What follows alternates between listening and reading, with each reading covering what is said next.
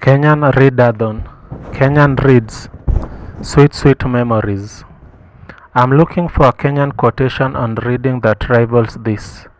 Richer than I, you can never be, for I had a mother who read to me. This quote is by the celebrated poet Strickland Gillilan. Well, my mother didn't read to me in the strict sense of the word. Rather, she narrated stories of Kikuyu mythology, marimu, ogre stories, and that, dear audience, was my initiation into storytelling. Naturally, when I went to school and could read, I immersed myself into books, for our house had a diverse collection, and the books that struck a chord were the ones that told stories, novels, comics, anthologies. Later on, as I advanced in years, I came to love poetry. Here then is my remembrance of Kenyan English reads. As you will realize, I'll need to reread some of them to reacquaint myself.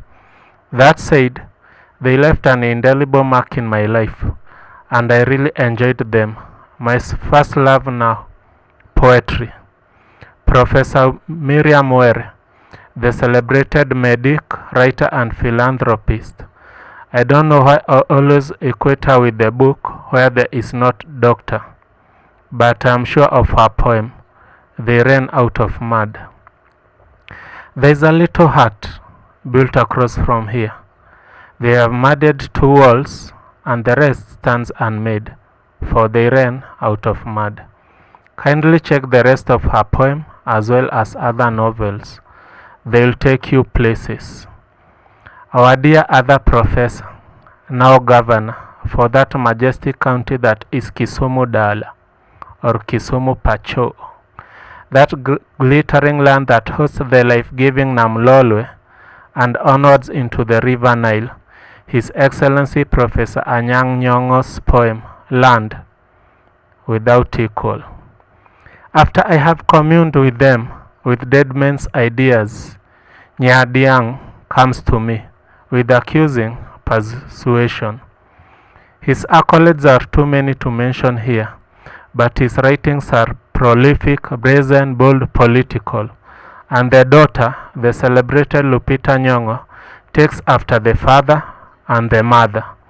That's what happens when you read to your children. I am not sure whether Jonathan Kariara is Kenyan, but I will claim him if he is not. Sorrowful, sad, his poem, Grass Will Grow. If you should take my child, Lord, give my hand strength to dig his grave.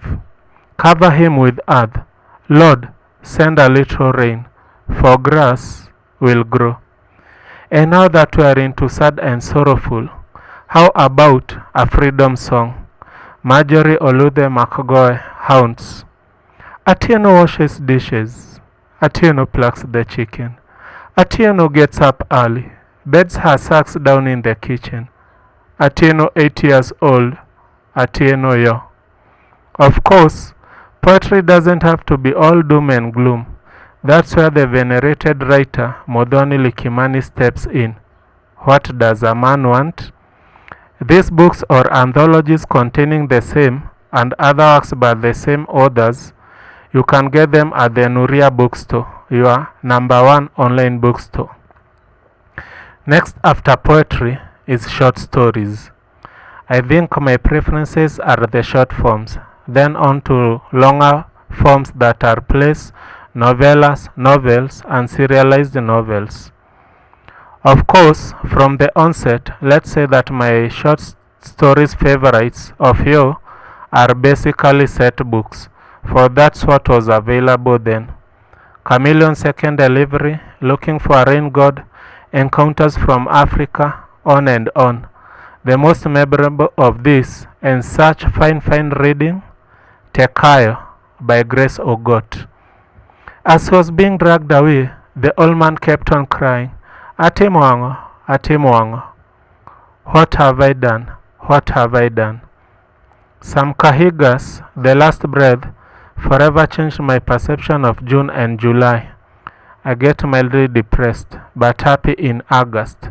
This in a way that the movie series, The Final Destination, won't have you driving behind a trailer full of logs. June passed away, and with it, most of the sunshine. July too passed away, and a great blanket seemed to have been lifted back to let the sun smile again. It was August, and life was once more brisk and lively. That said, I fear that climate change is interfering with this Kenyan weather pattern. Writings plays now, Francis Imbuga, Aminata, and Betrayal in the City.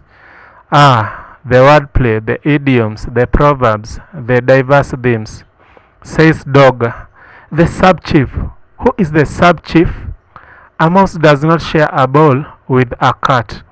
And in Aminata, we have the unforgettable Agege, and the land question provoked, more so, its inheritance by daughters. Such is the discourse that informed the treatment of land in the 2010 Kenyan Constitution concerning women. Matters Kenyan novels now. Of course, we begin with our venerated Professor Ngugi wa Thiong'o, The River Between, that scenic, immortal opening. The two ridges lay side by side. One was Kameno, the other was Makoi. It was called the Valley of Life. Again, from the opening of Devil on the Cross, certain people in Ilmorog. One day, the setting of Ilmorog, when it becomes a blockbuster, will become a Mecca. But for now, we watch and wait.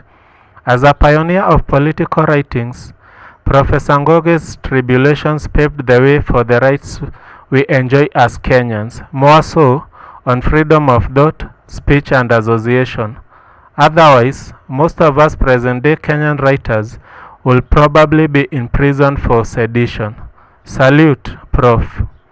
Major Mwangi, Carcass for the Hounds, the unforgettable sound of General Haraka's gun, the unexpected turns of events in The Last Plague, where the village Casanova's results are. Of course, you'll have to read the novel to unravel this. His greatest novel, perhaps, Going Down River Road, meaning I have come to associate that part of Nairobi's downtown with conmen. Other Kenyan great novels of yesterday, The River and the Source, Ripples, 3 Days on the Cross, My Life in Crime, so many. Trust Nuria Bookstore, your #1 online bookstore, to give you absolutely great recommendations. Of course, my favorite read, one that was penned by a certain government chemist, Nicholas Moragori, but had the cover missing. To this day, I do wonder if the former permanent secretary, Dr. Nicholas Moragori, is a relation, maybe a son or a nephew. The book is all about the travels of a certain government senior employee working in what will be the present-day Kenya Power.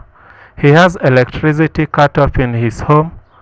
Panic sets in when the country is plunged into darkness. Ida, the barmaid, threatens his marriage. Anyone knows the title by Mwangi Ruheni?